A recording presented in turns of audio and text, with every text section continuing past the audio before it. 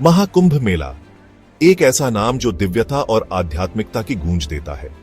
यह मेला सदियों से भारतीय संस्कृति का अभिन्न हिस्सा रहा है। यह पृथ्वी पर का सबसे बड़ा धार्मिक समागम है। यहाँ की भीड़ और भव्यता अद्वितीय है। लाखों श्रद्धालु यहाँ आते हैं। वे अपने परिवारों के साथ यहाँ आते हैं, एक साथ प्रार्थना करते हैं। वे पवित्र नदियों में स्नान करते हैं। वे आशीर्वाद चाहते हैं। यह स्नान उनके लिए एक पवित्र अनुष्ठान है। वे आध्यात्मिक जागृति चाहते हैं, साधु संतों के प्रवचन सुनते हैं और ध्यान में लीन होते हैं। यहाँ की हवा में आस्था का एहसास होता है। हर कोने में भक्ति की सुगंध फैली होती है। यहाँ का वातावरण भक्ति से ओतप्रोत होता है। हर कोई एक दूसरे के साथ मिलकर भजन गाता है। कुंभ मेला हर 12 साल में आयोजित होता है।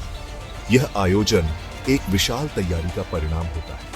यह 4 पवित्र शहरों में बारी बारी से लगता है: हरिद्वार, इलाहाबाद, नासिक और उज्जैन।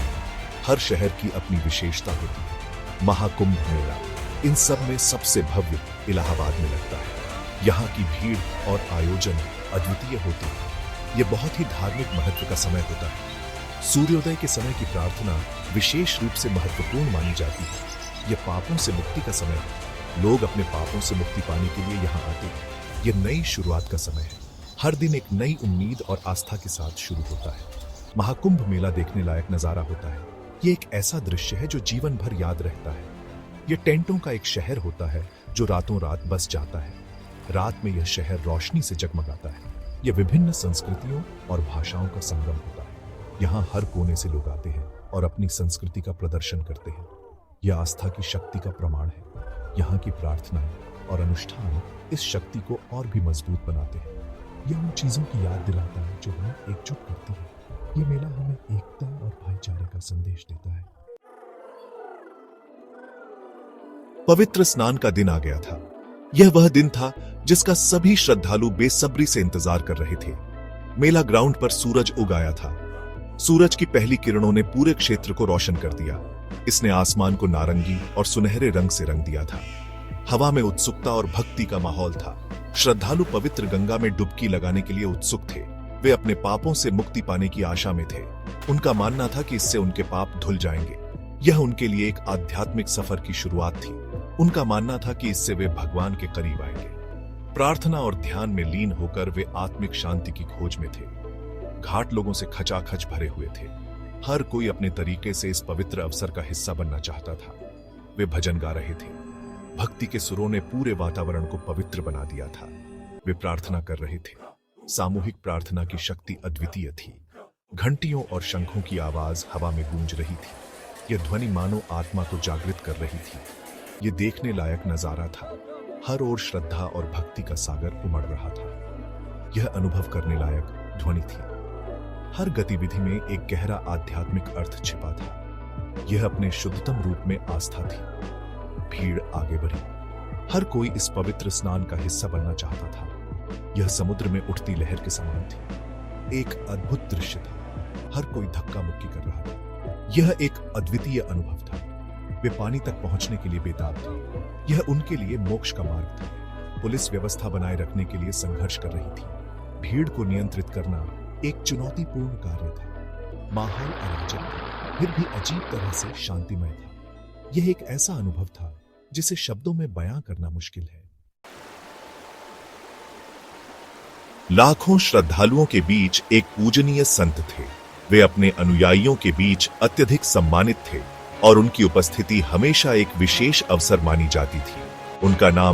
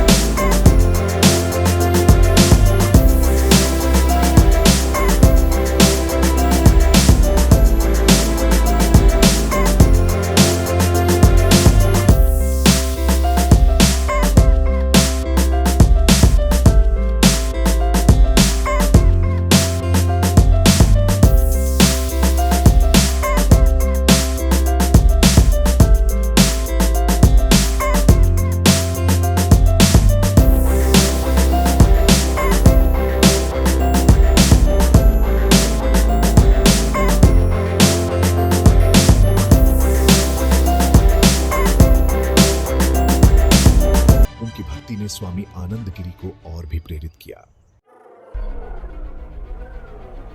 भाग 4। 1 अप्रत्याशित बाधा। स्वामी आनंदगिरी और उनके शिष्य भीड़ से अपना रास्ता बनाते हुए आगे बार चल रहे थे। वे घाट की ओर जा रहे थे।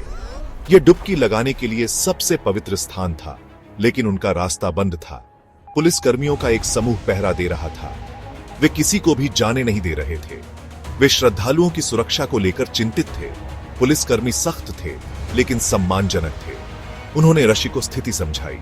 भीड़ बहुत ज्यादा थी, घाट पर बहुत भीड़ थी, किसी और को अंदर जाने देना बहुत खतरनाक था। उन्होंने स्वामी आनंदगिरी से वापस जाने के लिए कहा। शिष्य परेशान थे।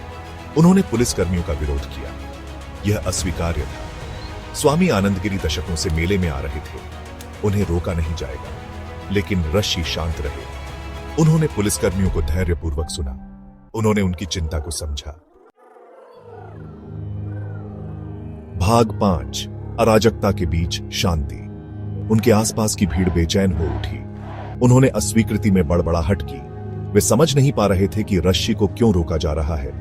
माहौल में तनाव व्याप्त हो गया, लेकिन स्वामी आनंदगिरी अविचलित रहे।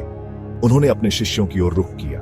वह धीरे से मुस्कुराए। उन्होंने आश्वासन के शब्द कहे। क्रोध की कोई आवश्यकता नहीं थी, टकराव की कोई जरूरत नहीं थी।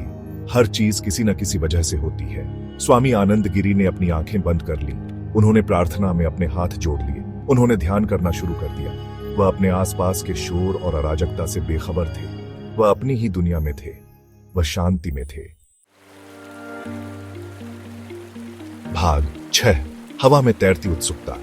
भीड़ अचंभे से देखती रही। उन्होंने ऐसी शांति पहले कभी नहीं देखी थी। इतनी अराजकता के बीच नहीं। यह आदमी कौन था? वह इतना शांत क्यों था? भीड़ में उत्सुकता की लहर दौड़ गई। लोगों ने धक्का देना बंद कर दिया। उन्होंने धक्का मुक्की करना बंद कर दिया। वे इंतजार करने लगे कि आगे क्या होगा। पुलिसकर्मी हैरान रह गए। उन्होंने ऐसा रिएक्शन पहले कभी नहीं देखा था। उन्होंने गुस्से की उम्मीद की थी। उन्होंने विरोध की उम्मीद की थी। लेकिन यह आदमी, यह ऋषि अलग था। उसकी शांति में एक शक्ति थी। उसकी खामोशी में एक चुंबकत्व था। यहां तक कि पुलिसकर्मी भी उसकी ओर आकर